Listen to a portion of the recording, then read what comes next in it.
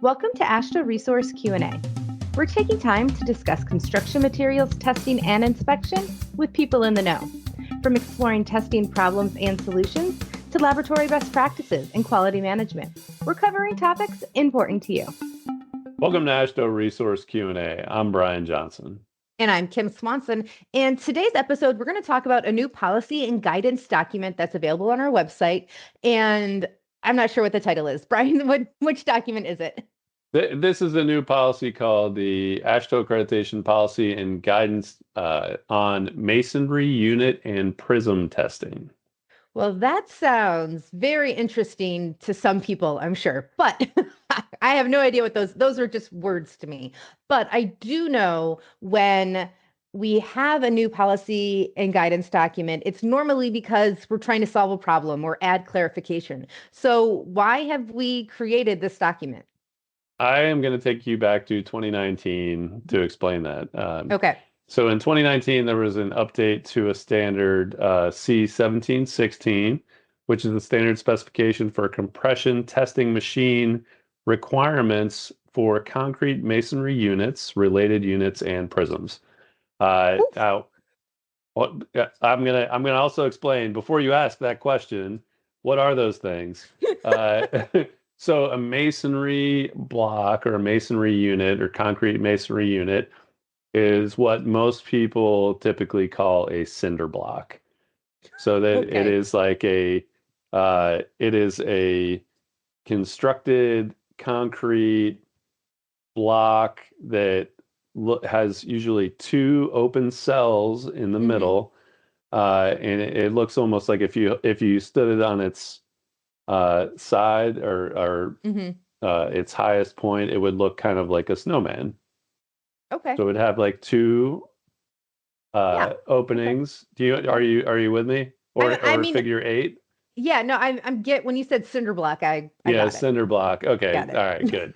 Okay. So there are all kinds of different blocks, masonry yeah. unit blocks out there. Okay. That is the most common one that Okay. you will run into. Okay. So there's all kinds of different designs that you could have. And then a prism that we're talking about is as defined in C1314, which basically if you took it's almost like constructing a mini version of a wall where you'd have or whatever you're constructing with a concrete masonry unit, where you've got the masonry unit along with any mortar or grout that's associated with that in the design. And usually what you do is it'll be like a two block construction.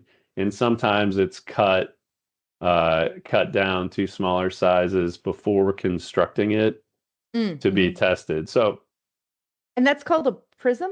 It's called a prism, yes. Okay. So, all right. Yeah. Today I learned.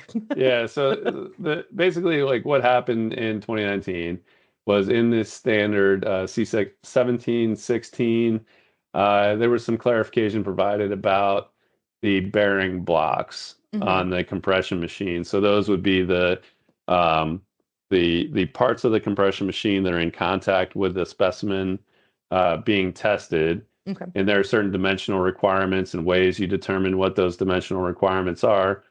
And what happened is the way they were defined created a situation where machines that used to be in conformance were no longer in conformance.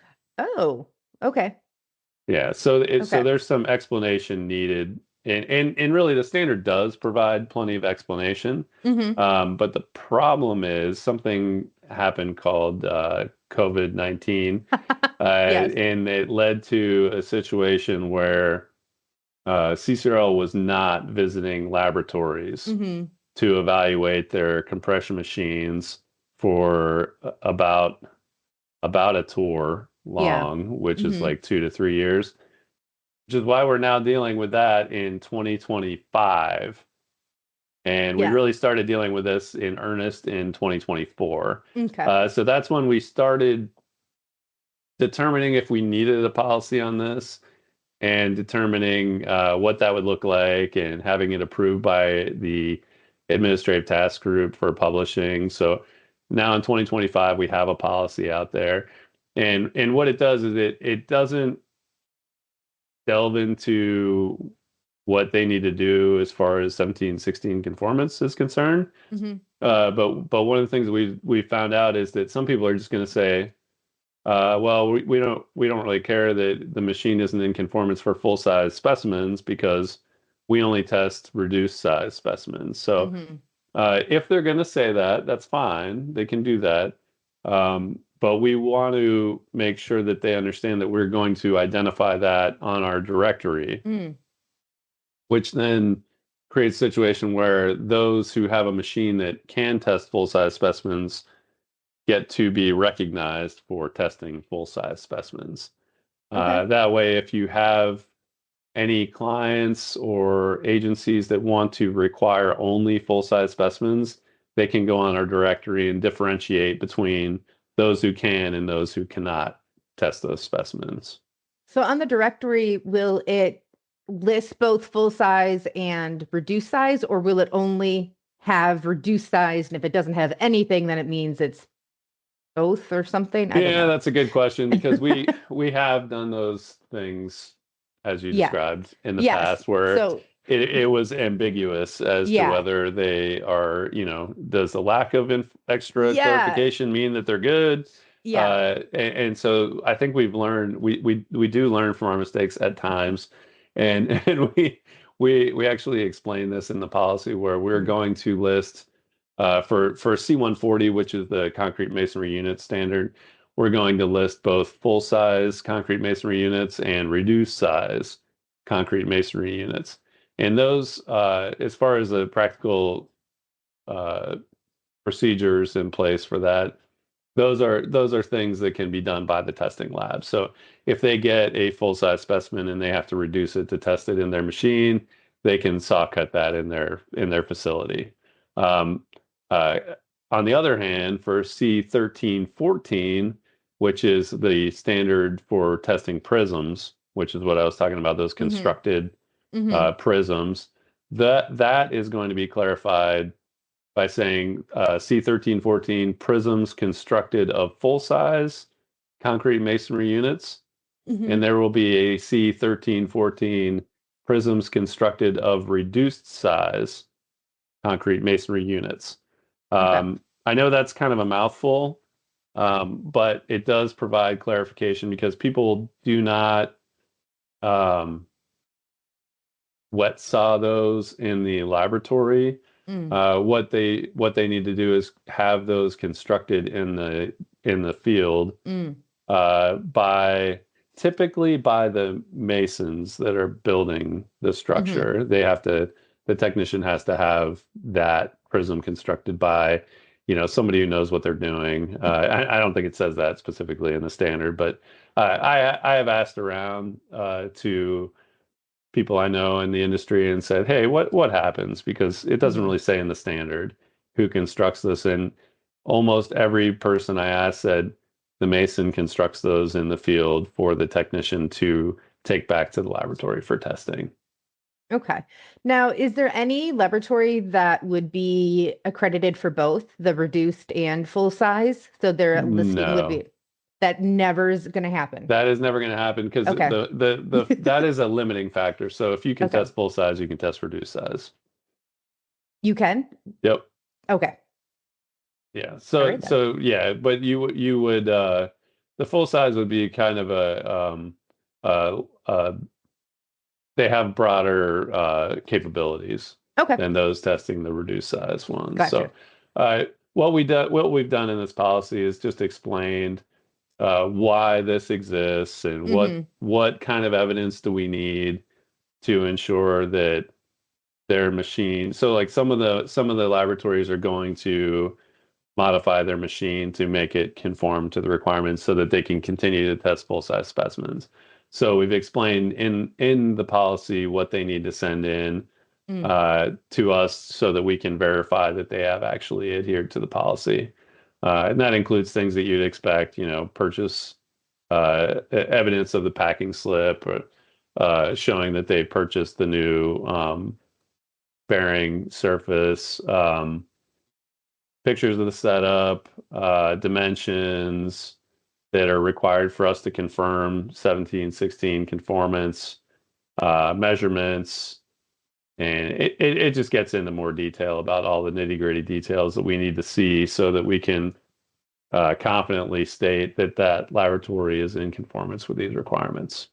And so this would indicate that they don't need another on-site inspection to verify this. They can all do that through the quality analyst. That is correct. Yeah, we don't need to send somebody back out there for this. We can rely on their measurements unless we have concerns about what's being presented to us. So, as much as we'd like to say that we can rely on everybody for providing us accurate information, there are times where people send us things that we look at and we say that is not accurate. That is obviously not what they're really doing. Yeah.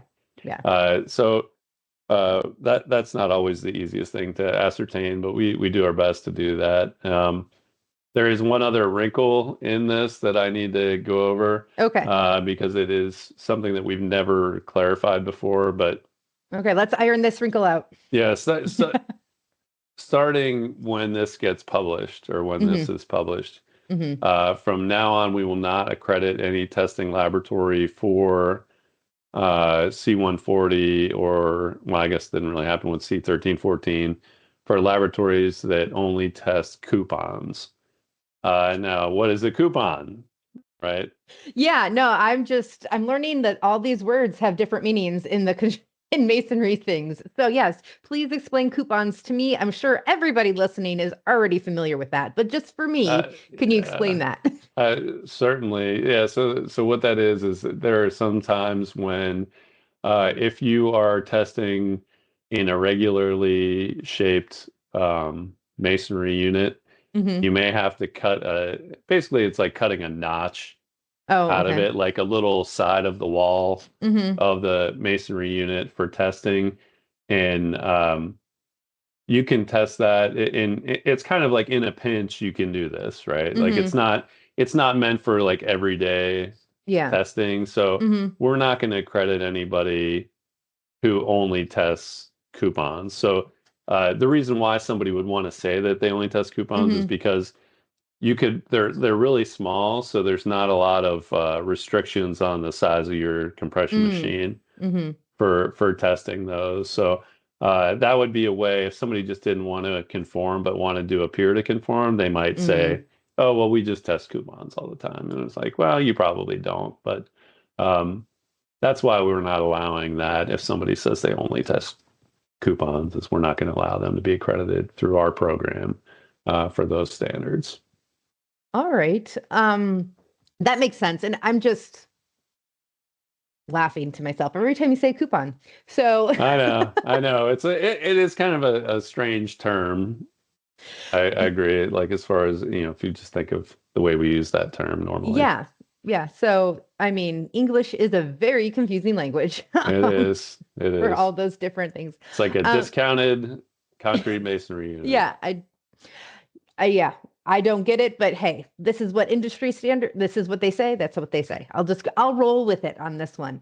I did want to actually ask, or clarify, I guess, for when you go back a little bit to saying that you needed packing slip, like copies of packing slips to show that they've modified it. And I do want to make sure that we differentiate that. And it is actually packing slips and not an invoice. You need to prove that you have the things in hand and not that you just ordered them. Yeah, that is a common problem that we run into because, that's not for modification, but that'd be for purchase of a new compression machine or new bearing surface. So that's what I meant. If somebody did that, anybody can order something. I could order one for my house, and then cancel the order after I send you the evidence that I've ordered it, right? And over the years, we have found that had happened, where we'd say, "How in the world did that? How could this be a repeat finding? Yeah, how did this person resolve this? They sent us a packing slip, or sorry, not a packing slip, but a purchase order. But I guess they never got it, for one reason or another." And we could guess about what might have happened. Could have been a supply chain issue, or it could have been they canceled it, or something happened and then they just forgot about it. Or they could have done it on purpose. Yeah, it's not necessarily malicious, but it does but that is why you need actual evidence that you have it on premises and have implemented it. And it's not just, I think this goes back to, I'm sure we've said this in some of the corrective action episodes we've had, but it's not what you intend to do, it's what you're actually doing. So. That's correct. And we do have issues where some laboratories had multiple locations and perhaps they needed to buy it at one location. So we do look at things like, okay, where did it get shipped to? Is that the laboratory we're concerned about?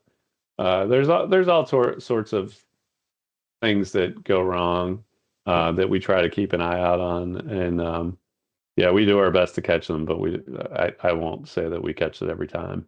Well, and try. But I will say the reason that the quality analysts in the accreditation program is so specific about those things, because it's really saving the laboratory's money because we're not sending somebody back there. Like if you didn't have all of these like very specific things needed to, resolve the resolve the nonconformity, then it would mean that we'd have to send somebody else back out there to physically check. So this is actually saving them money, even though it kind of seems like some red tapes or some unnecessary hoops. It is actually saving laboratories money.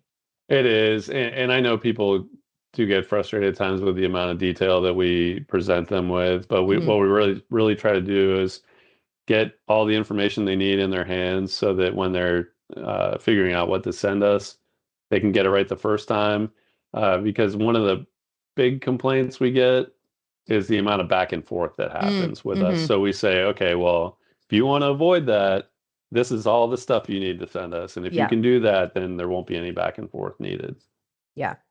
So getting back to the actual policy on this, is there anything else that is a highlight or that you feel like needs extra clarification, or just to acknowledge that this is an important part? Read this if you're interested. Yeah, I think read it if you're interested. Most of our policies are really, they're there when you need them. So if you have a CCRL inspection and during that inspection they've determined that your machine is not in conformance, that inspector will be able to tell you why. So remember what happened during that. And you can say, well, how did you measure that to determine that it was not in conformance?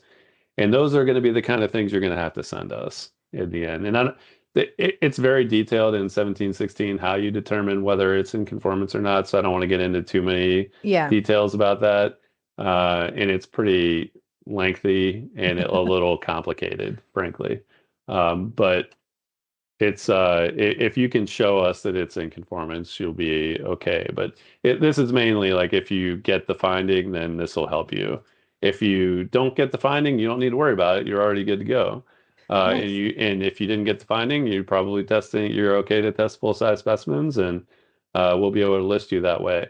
I did want to clarify one other thing though. Is this is one of those changes that will take a tour for us to clarify throughout the entire range of laboratories that are accredited through our program, because as CCRL goes through and they evaluate these machines, then we'll know what their capabilities are, and then we'll be able to reflect the directory once we go through the corrective action process with each laboratory. We'll try to identify the ones that we can. As we implement it, there's a lot of things in flux, right? There are open files, and the quality analyst will ask me, hey, do I need to update this one? And I'll say, well, if you're making the decision once the policy is issued, yes, we should do that. I'm not going to say that it's going to be all of a sudden, when it gets published, boom, everybody is in conformance or out of conformance and it's reflected on the directory. That's not going to be the case. It's going to take a little while for that to happen. So like I'm thinking like 3 years for it to be completely up to date.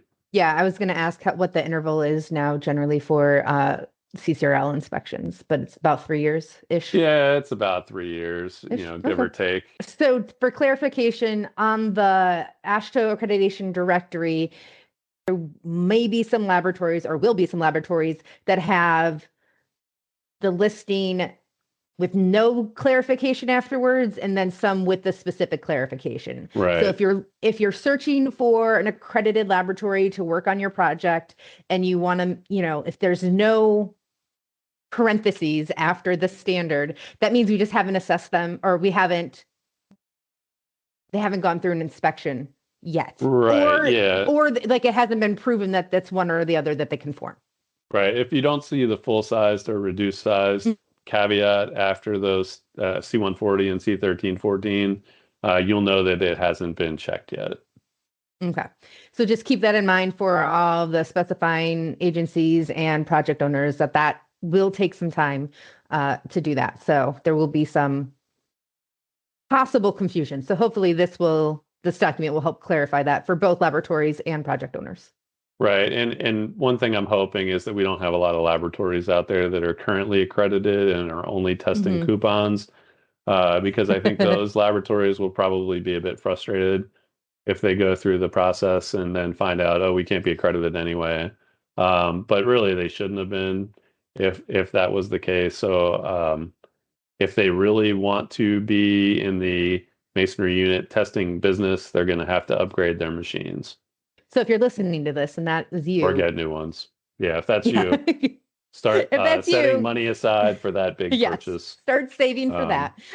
but really, I mean, I know from those testing laboratories' perspective that might be frustrating. But I mean, if you're think about it from the perspective of if you're a producer of masonry units, you want the test results to be accurately reflecting what your products are.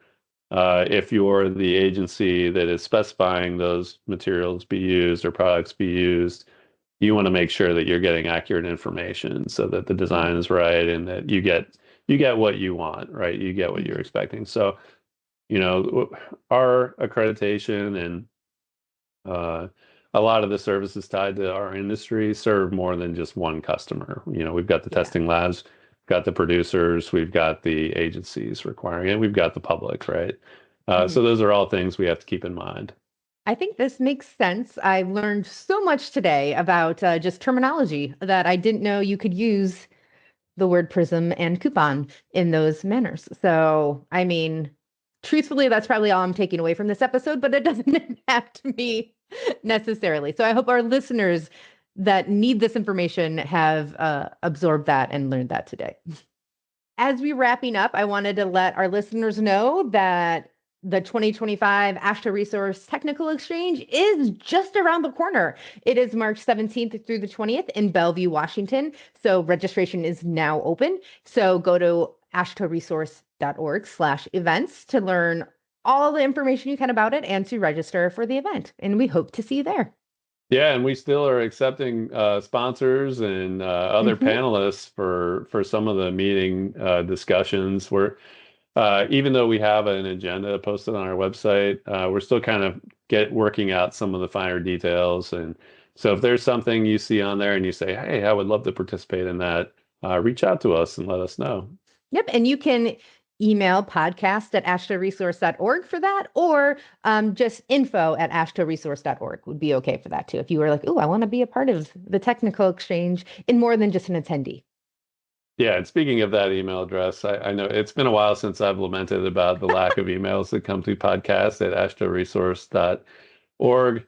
But if you are any listener, if you're listening to this and you just want to send us a message and say, hey, I listened to that, I like this, or I didn't like this, or I exist, I'm a human being that listened to your podcast, we would love to hear from you. Yes. We know you're out there. We know you're out there because we see the data on downloads, and I've had anecdotal evidence of people listening to different episodes, but we'd love to hear from you. And if there's something you want to bring up that we might be able to talk about, that'd be good too. Yeah, for sure. We always want feedback because we're all about continual improvement. And that was what this new policy and guidance document is all about, is continual improvement, making sure it's clarifications of things. So we will take your feedback on the podcast on anything you really want. So thank you very much, Brian, for shedding light on this very confusing topic for me anyway. Happy to do it. And Yeah, I mean, we try not to have way too many of these documents, but they're definitely useful, and they get us. It is in line with transparency. It's in line with consistency, and like you said, continual improvement. So, check out our website for more information about other policy and guidance documents that might be of interest to you as well. Thanks for listening to AASHTO Resource Q&A. If you'd like to be a guest or just submit a question, send us an email at podcast@ashtoresource.org or call Brian at 240-436-4820. For other news and related content, check out AASHTO Resource's social media accounts or go to ashtoresource.org.